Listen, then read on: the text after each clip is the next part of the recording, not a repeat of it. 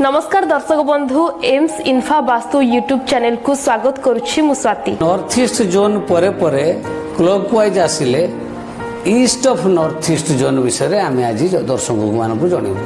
तेबे सर यार स्थिति विषय किछि कहंतु।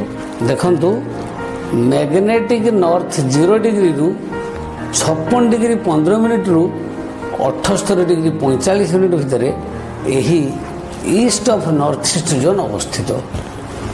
एटा भारी फनी बा कौतुकिया जोन। ये जोनटा वायु तत्वर अंतर्गत। वायु तत्व 23% पावर रखी ता भितर ईस्ट ऑफ नॉर्थ ईस्ट जोनटा 8% आईटा फन एंड रिक्रिएशन जोन बोली आमे वास्तुशास्त्र रे कहूछु। तेबे सर यहा को फन रिक्रिएशन जोन कुहा जिबार किछि वैज्ञानिक जुक्ति अछि कि? एकदम सूर्य उदित हेबार ठीक पूर्व अवस्था एटा एवं तार पूर्व जोनटा।